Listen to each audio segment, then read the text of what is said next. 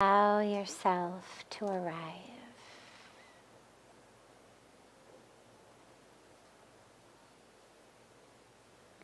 The physical body is here, but allow the full awareness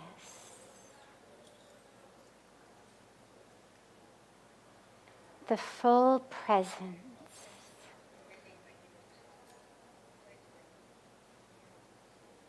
to also arrive.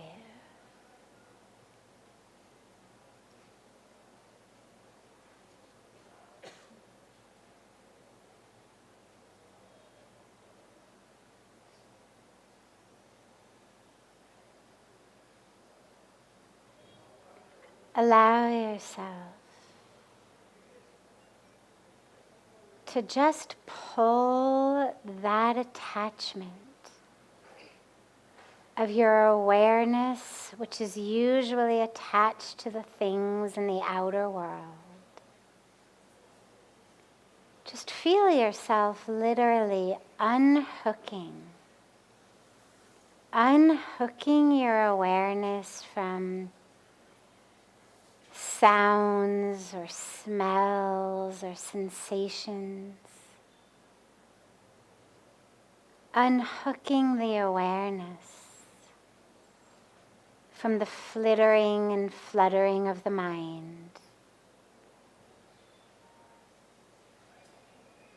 And drawing that awareness deep into the presence of yourself.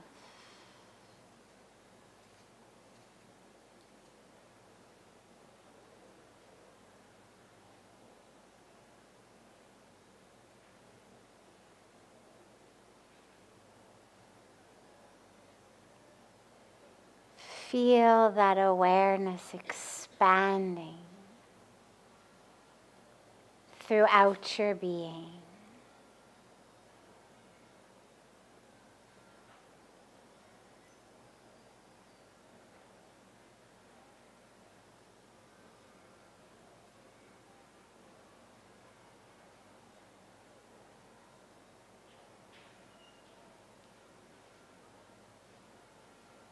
Allow that awareness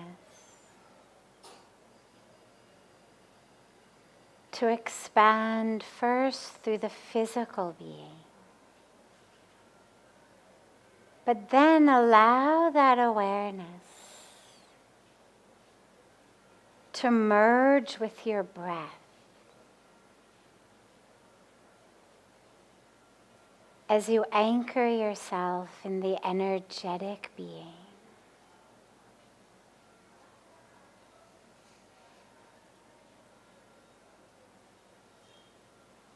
Don't try to change the breath.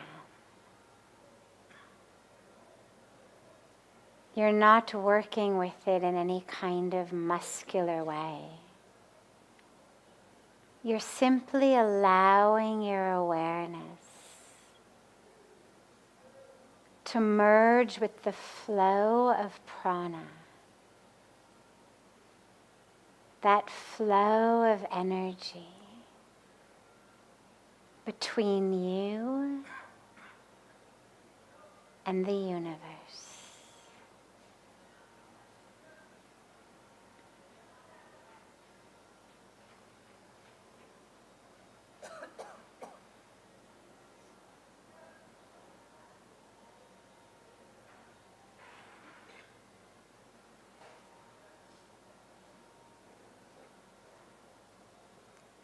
If the mind gets distracted by a thought or a sensation, don't worry. Don't yell at it. Just bring it gently back to the breath as you become fully immersed in this flow of energy. This flow of life force through your very being.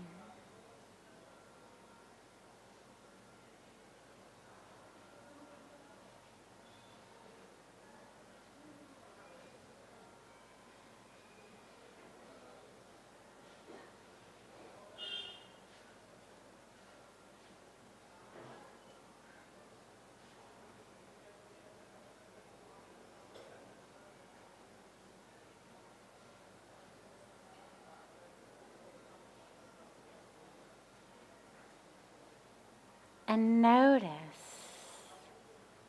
that if you hold the physical body very, very still, don't move at all. If you hold the body very still and you allow that awareness just to merge with the breath, that slowly there's no longer an inside or an outside. There's no longer a sense of inhaling from the outer to the inner,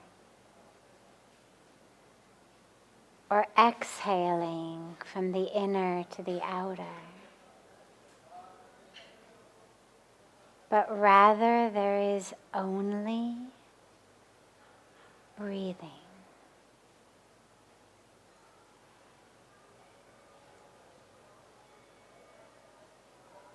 As the body is very still,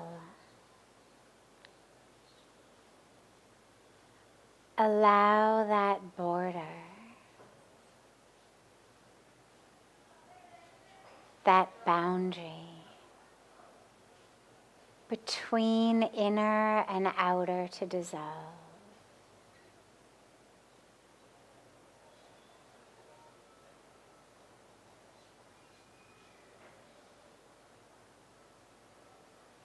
There is no inner. There is no outer.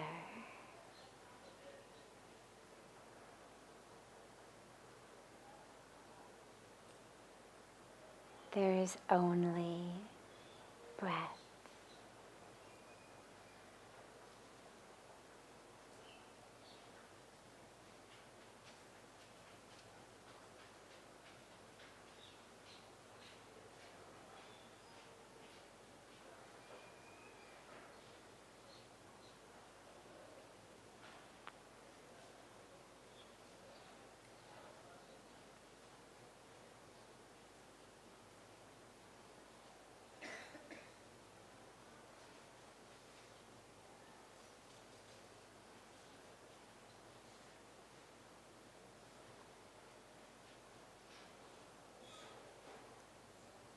Ever so slowly and gently, bring the palms together at chest level and rub them gently against each other.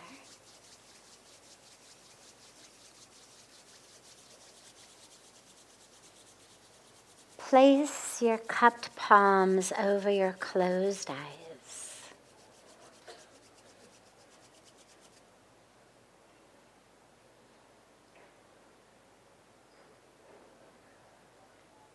Slowly open the eyes and lower the hands.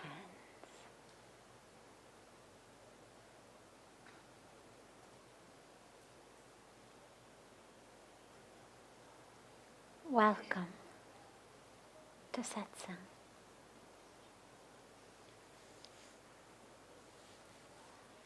Welcome. So wonderful to be together with you all.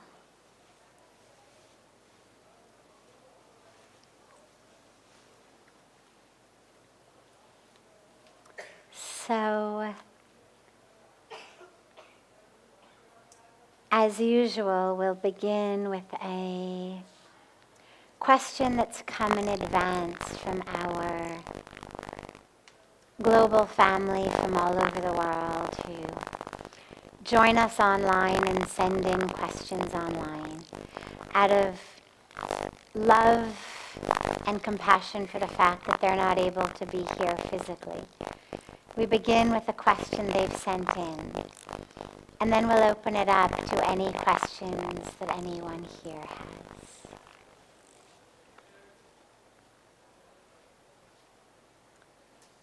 What does it mean to have a good life? Well, obviously it depends who you ask. And I think it also really depends on when you ask them. Means if you ask a lot of people in their teens, in their 20s, in their 30s, even in many cases in their 40s, and some even beyond that, what they'll tell you is it means to make a lot of money, to have a great job, to become, the president or the CEO, to really be very, very financially successful. To be powerful. Sandeepji, jara bahar jaake dekh lijiye. To be very successful, to be wealthy on that level, to have everybody respect them and obey them, to accumulate a lot of things, to accomplish a lot of things. But if you fast forward to asking people who are on their deathbed, or in the very, very, very last days, weeks, months of their life, whether because they're very old, or whether because tragically they may have been diagnosed with terminal illness or something. But in either case, if you get people at the very end of their life, you're never going to hear anybody talk about their salary, the number of cars they had. I've never heard of anybody on their deathbed saying, God, I should have bought that Mercedes.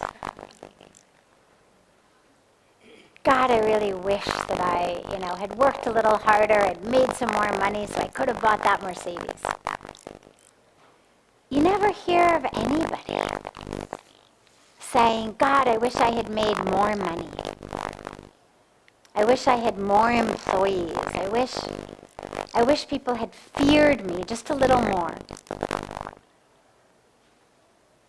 What you always hear is, God, I wish I had loved more. I wish that I had smelled more flowers. I wish that I had lay in more grass. I wish I had meditated more. I wish I had given of myself more, selflessly. I wish I had connected more.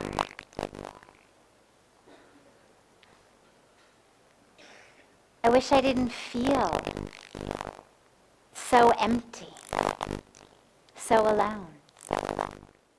These are the things that affect people at the end of life, is what have I done? Made all this money, bought these big houses, had big cars, was a big success. But is my heart full? Do I feel like I've connected with the divine? Do I feel like I've given of myself? That I've interacted with on a deeply meaningful level with the rest of creation? Loving them, being with them, serving. And I don't just mean humans, by the way. Not even necessarily talking about humans at all. Animals, trees, rivers, mountains, grass, flowers. All of that which is here is these beautiful manifestations of the divine.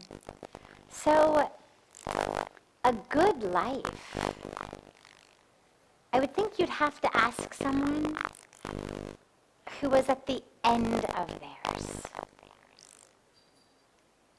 And for me, what I've always heard by people at the end of life, as well as about people at the end of life, is it's always about divine connection.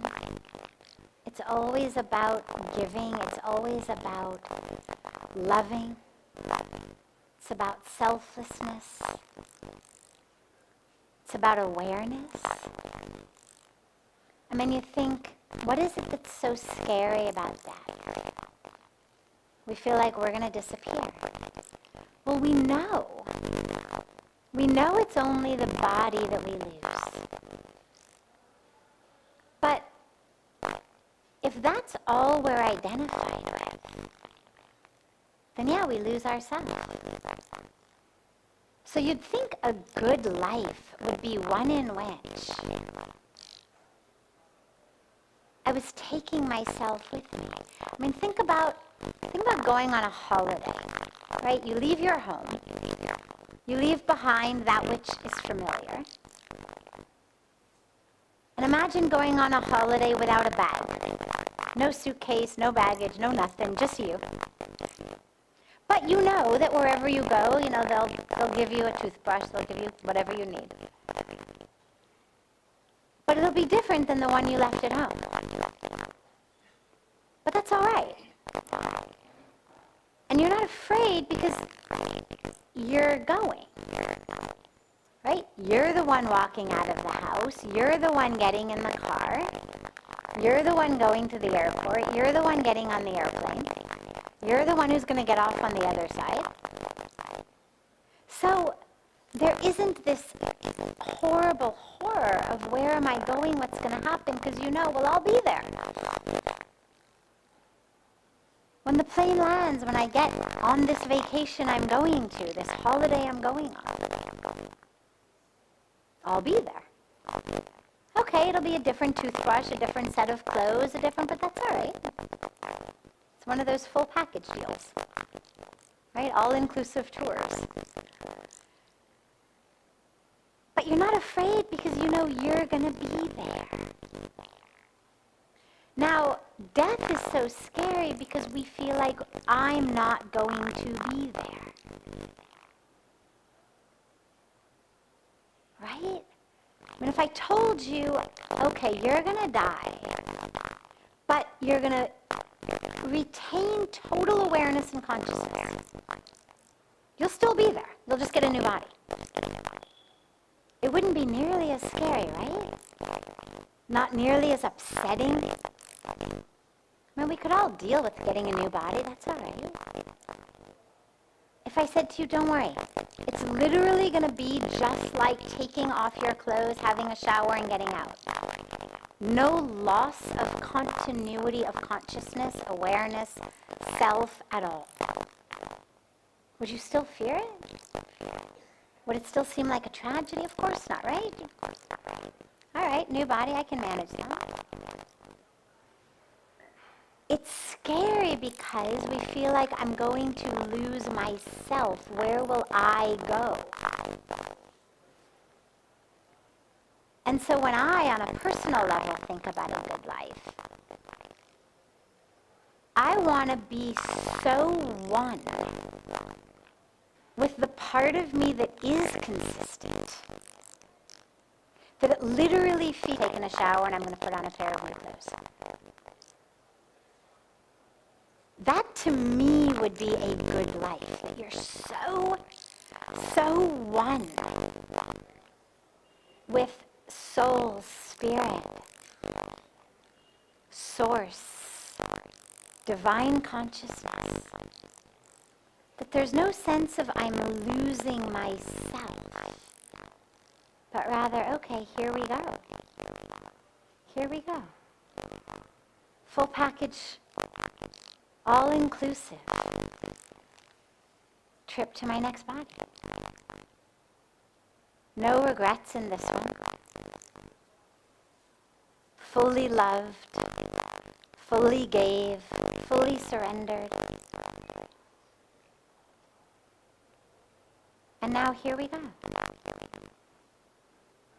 In full consciousness, soul consciousness, into the next one. So to me, that would be a good life.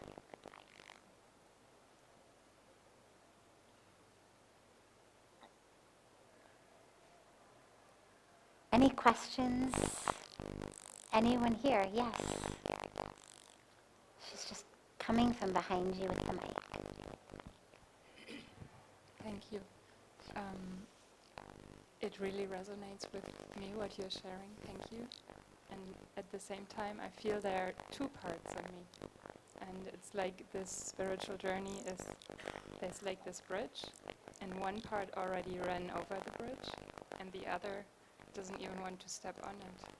So, what would you recommend? Yeah. So anybody else ever feel like this? She's walking on a spiritual path. She feels like there's two parts to her, that there's one part that's already over the bridge, that's crossed over fully, and another part that's not even prepared to get on the bridge.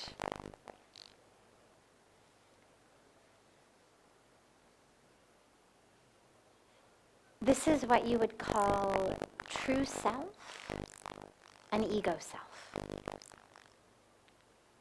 True self is there. It's there. Didn't have to actually go anywhere. It's not like it actually had to cross a bridge. It's just there. It knows it is. It's what we access when we meditate, when we pray, in whatever spiritual experiences that touch us. We're there, yeah. And then there's the ego side that's terrified of that. Because the ego only knows itself as this physical body and as the story that this body is living in. Where it's from, what it does, how much money it has. All of the ways that we identify it, that's what the ego knows. If you say to the ego, who are you? Well, it'll give you a whole list of who I am, all based on this body. The idea of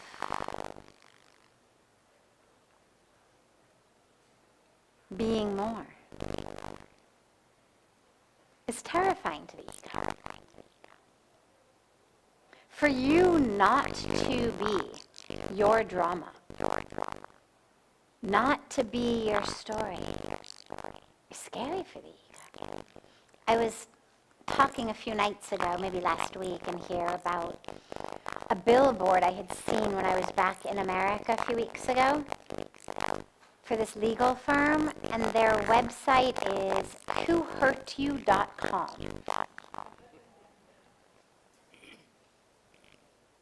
True story, not a joke. Now, that's one way of identifying. And it's actually how most of us identify. It's how we are encouraged to identify. Who are you? Give us a call. Tell us your story. We'll get you money for it. Who are you? Come to us. We're primed and we are indoctrinated and we are encouraged to self-identify based on what has happened to us. Where have you been screwed by life? That's your identity. True self over here, or not here, but everywhere. We'll call him here, the one over the bridge, for the sake of the visual metaphor, is saying, but that's not me. That's not who I am. I am soul. Yeah. That person who hurt me was hurting so badly. I could feel it. I could know it. I have compassion because I see self in all. Not that it should have happened, not that it's okay that it happened, not that I want it to happen again, but it isn't who I am. Because I existed long before whatever it is happened. I've existed a long time since it happened. It's not who I am. So true self knows. But that's really scary to the ego. Because otherwise the ego is the part that says, well, who am I? And here's how you deal with it. Don't worry. Don't try to force the ego, because the ego is like a child. And anybody who's ever worked with kids knows, the more you try to force them to do something, right? You know, Pujya Swamiji always talks about giving what we call sanskaras to our children, values, ethics, and how it happens so frequently. You'll see he'll go to someone's home, the family will come, they'll bow, they'll do pranam, and the kids will come, and the parents want to show that they're very dharmic people, very spiritual. And so they'll tell the kid, pranam karo, do pranam, like bow at the feet of this saint. Now, if they have not already inculcated in the child how to act in the presence of a guru, the kid has no idea. But the parents want the guru to know that they've taught this to their kid. And so they'll take the kid's neck. I've seen it happen 1,000 times.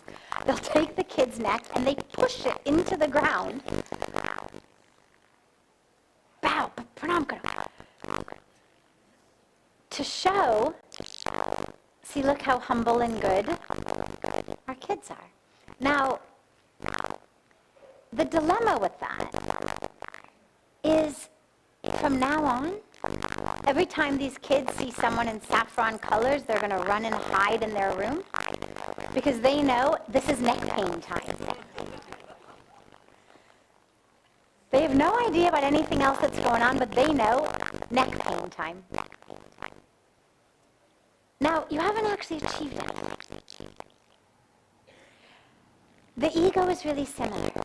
You're not going to subdue the ego by pushing on it. You're not going to be able to drag the ego by dragging it. Again, as anybody who's ever tried to drag a kid who's throwing a temper tantrum, what do? They plaster themselves on the ground. Try to move them. Right? The more you try to pick them up and get them off the ground, the more they pancake themselves on the ground.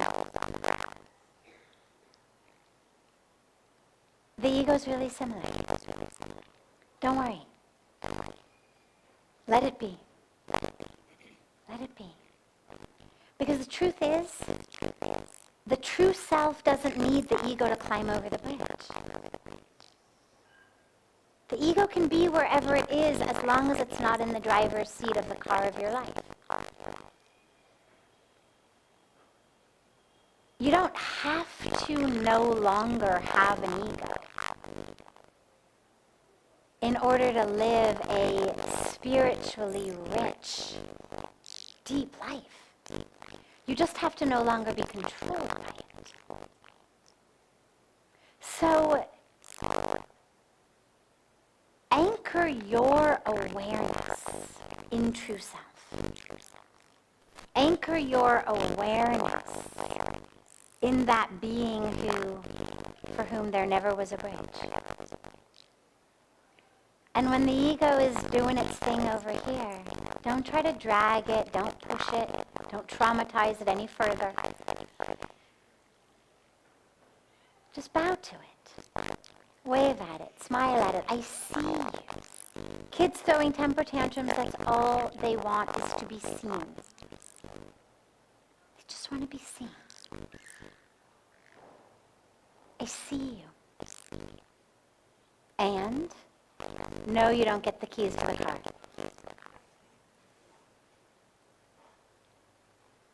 We're having a party over here if you'd like to join us. But if not, no problem. I see you. But I'm going to be over here. Because see, you're no longer driving my car. I'm not going to throw you out on the highway going 100 miles an hour. I'm not looking to annihilate you. It's not me versus you. You know, in spirituality, a lot of people talk like that. I'm going to annihilate the ego. You've got to annihilate the ego. And the problem for that I've experienced personally is, every time I say that, you know who's listening? My ego. The ego's right in there going, oh, really? Today's the day, huh?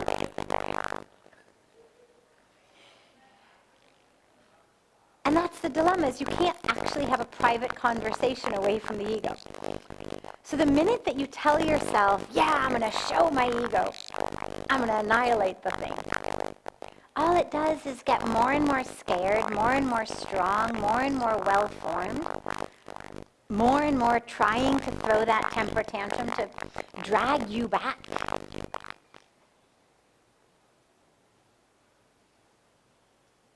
So don't think about annihilation. Think about it like the child in your car. It's part of your package deal of this karmic journey. The ego comes along. But just don't let them drag you or drive you. You live in that space of true self. And every once in a while, you'll notice the ego falls asleep in the back seat. And then you've got a really blissful journey. And sometimes that ego will just take a nap for a really nice long time.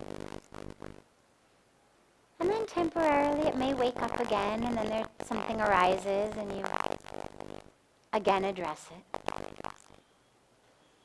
And then it goes back into its nap, and your journey continues. Yeah.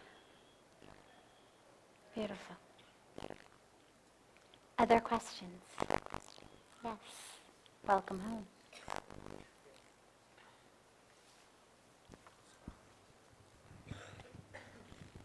So nice to be here in person again. Thank you. I have a question. You know, in the Andean culture, they used to say that someone can steal your soul. Do you think that's possible? No. I do not think someone can steal your soul. Because there's no place for the soul to go. To steal your soul implies that there's a beginning and an end of your soul, that it's a finite sort of thing. Like I could steal your scarf. It's, a few feet long, and I could reach over and I could grab it and steal it, and then it would be with me, not with you. But the soul is not limited. I mean, if I said to you, okay, here's the ocean. See that wave? I want you to scoop up that wave for me. Could you do it? I mean, even assuming that you had the machinery, could you do it? And you couldn't do it because the wave is one with ocean. There's no way actually to scoop wave out of ocean. There's no place ocean ends and wave begins, or wave ends and ocean begins. How are you going to pull a wave out of the ocean?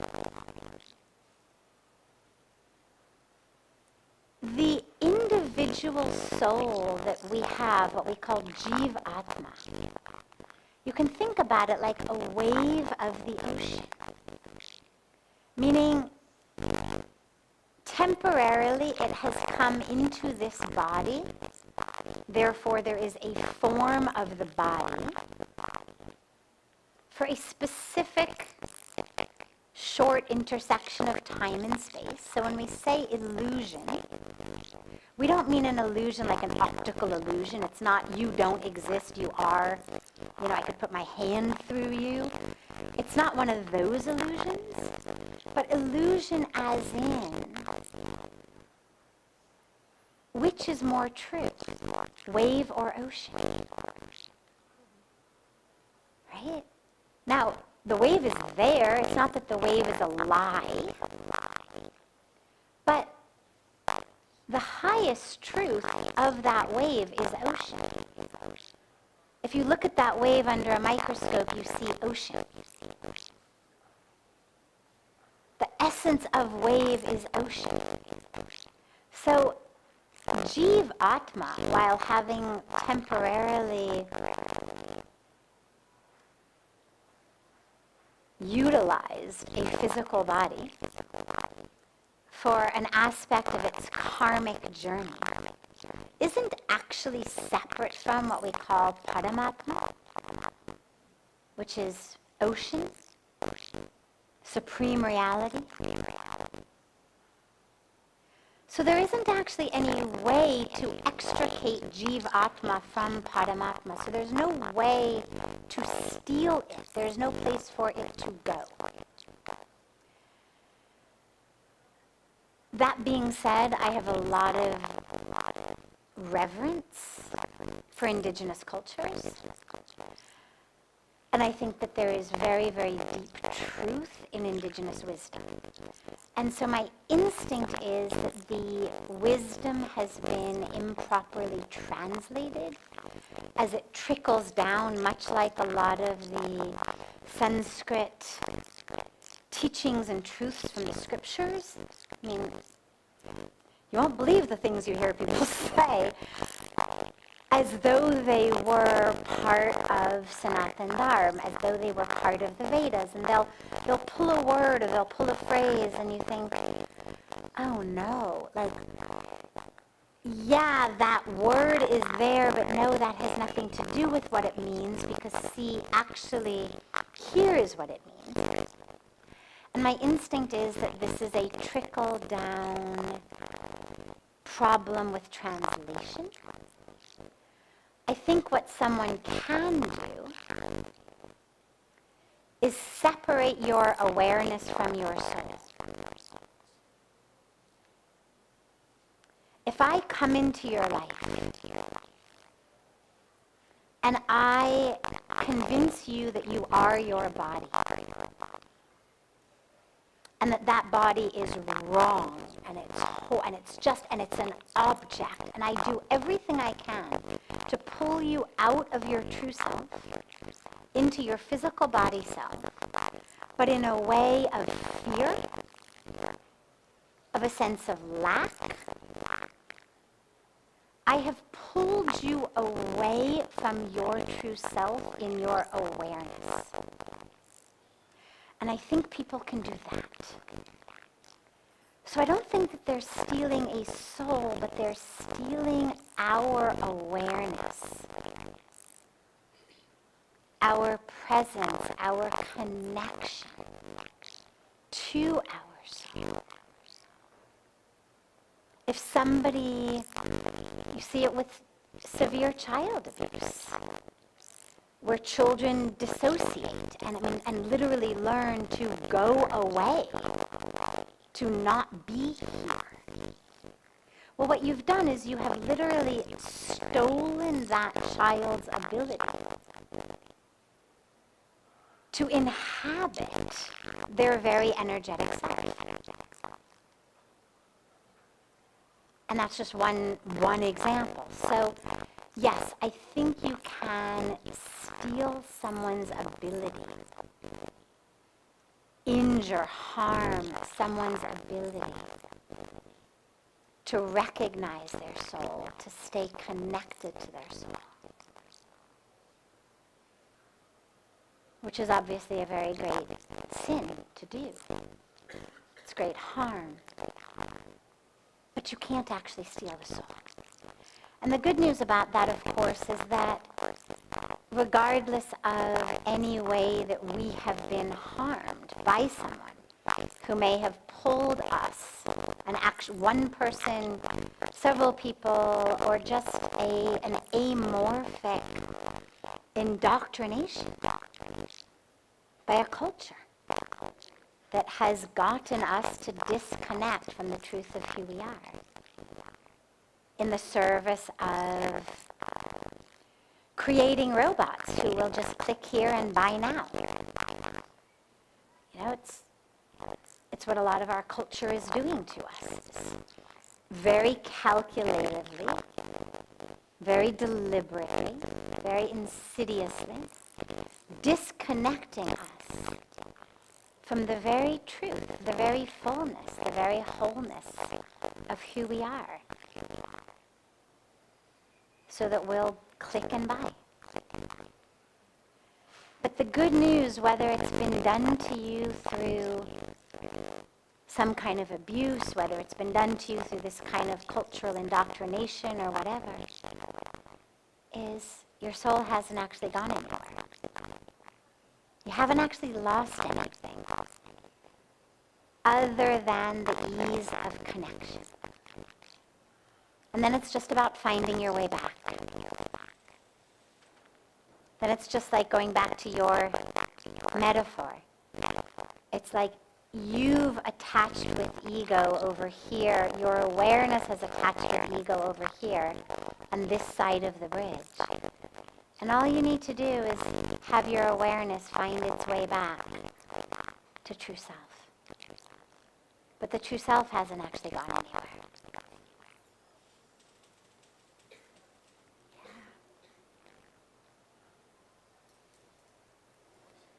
Yes.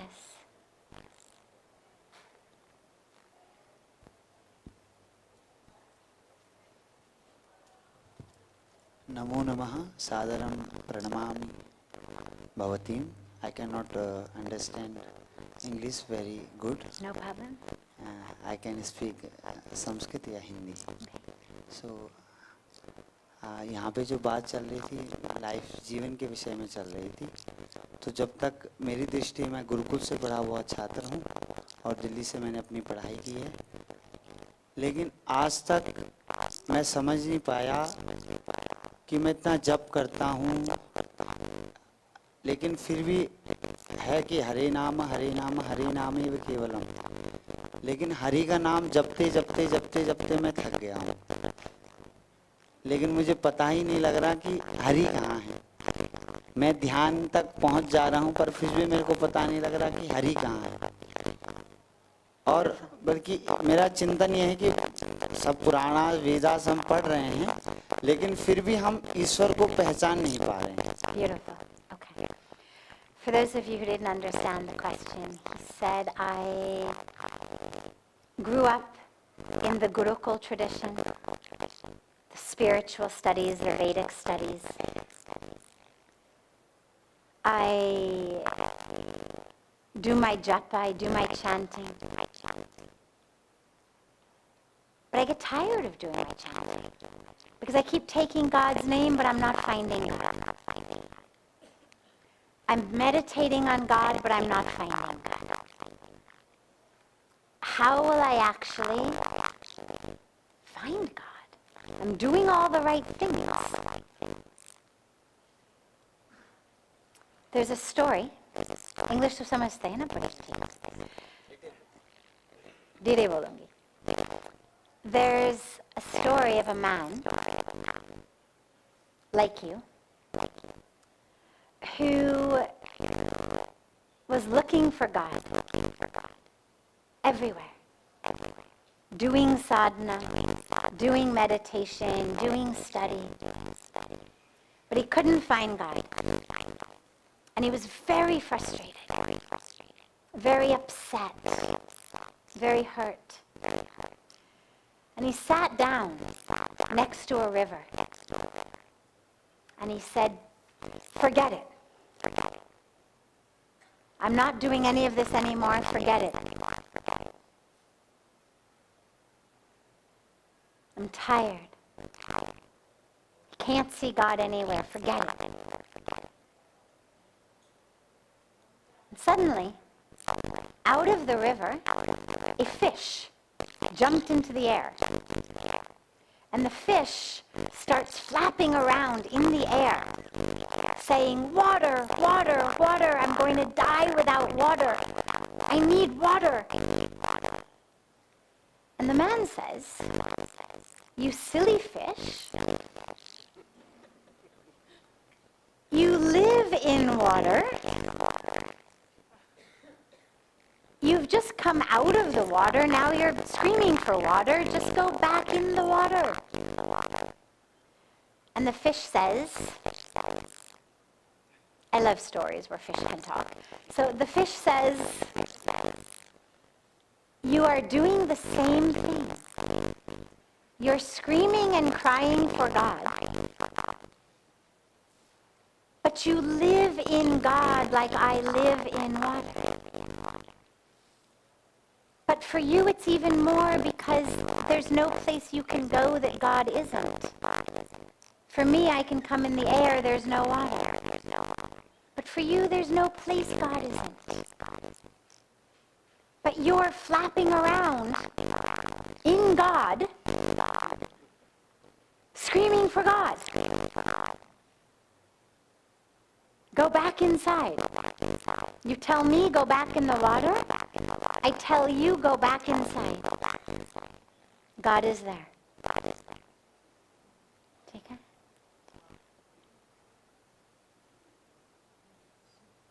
These practices of japa, of meditation, they're not something that brings God. They're something that purifies our vision so we can experience God. So it's not, I'm going to just keep doing my japa and then suddenly God will appear. It's through my japa I will open my eyes and realize I have been looking at God the whole time. That's the power. Beautiful. Last. Yes.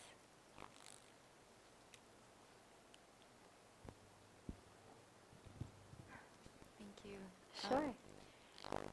I'm interested to hear your thoughts on the balance between, like, with physical illness or dis-ease and spirituality and energy. Like when we experience just the balance and relationship between the two. The relationship between physical illness and spiritual experience.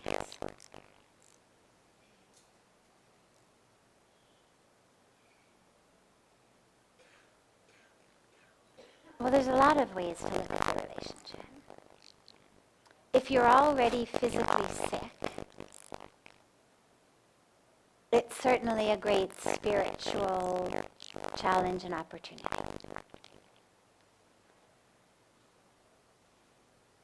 To realize that you are not that which is sick. To realize that you are not the body. That it's a sickness somewhere in the body, but that isn't you, that you're not sick. So that's a very great challenge and opportunity. But it's also really important to realize one of the really tragic, I think, myths and pernicious myths, not just tragic, in what you could call kind of Western New Age spirituality, is this idea that somehow physical illness is a failure. That if you just meditated better, visioned better, manifested better, you wouldn't have gotten sick and you'd be able to overcome it. And I think it's actually one of the most damaging pieces of misinformation that is circulating. Yes, there is a very large, very powerful, very direct relationship between what we think, how we feel, and how our physical body acts. We know that. There's lots and lots of research showing the power of thought, of emotion on the body. Stress is the easiest way to think about that, right? I mean, why is it that whenever you're stressed, we get sick? Right? Direct relationship. Increased stress, lower immune system. But there's more subtle relationships as well. But that doesn't mean that there's no other cause of physical illness. It doesn't mean that if you are sick, it's because you had the wrong thoughts or the wrong beliefs. One aspect that impacts our physical body is the energy from our mind and other things. Mosquitoes, right? Bad water, bad food, bacteria, viruses, fungi, a fall from a second-story building. I mean, there's all sorts of things that impact our physical body other than our thoughts, our beliefs, our physical, our spiritual prowess. So illness is a spiritual opportunity for sure, but it should never be taken as a spiritual failure. And it's so interesting because if you look at our history and you look at the greatest sages and saints and mystics, so many of them died so young. You look at Adi Shankaracharya. You look at Swami Vivekananda. I mean, I'm talking 30s and 40s. So many examples. Ramakrishna Paramahansa, I wasn't that young, but he also was not old. So many examples. The most enlightened beings, young,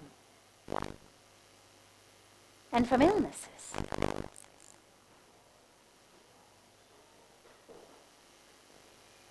So there's no sense of it being a failure. And I think that's really, really important. Take it as an opportunity, but don't take it as a causal failure. If it's there in your life now, it means there's something you're supposed to learn from it. Learn the lesson. And the physical situation will resolve. Maybe it will resolve in you leaving this body and getting a new one in your next life. Or maybe it'll resolve because the body will heal. But as soon as the lesson is done, it will resolve in some way, one or the other. But from a spiritual perspective, neither is better or worse. It's not, oh, you did good, so the body resolved by staying. Or you did bad, the body resolved by leaving and giving you a new one.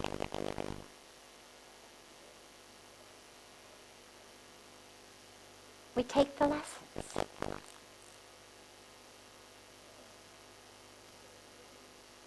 And we go deep. And take it as an opportunity to connect with spirit, with that which isn't the body, that which isn't sick. To be grateful. Take it as an opportunity to be grateful for all of what we've got. Knowing that one way or the other the body's going to resolve. And that we're here as spirit. But however many days we have with the body, whether the body is ailing or not ailing, the question is always the same. What through me? What through me? How can I be in this moment a channel, a vehicle, a vessel of love,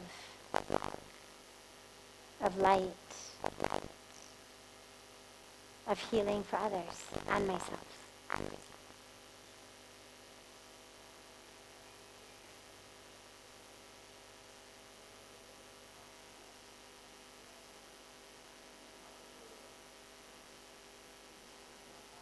Have a beautiful, beautiful rest of your evening. And so much love to you all.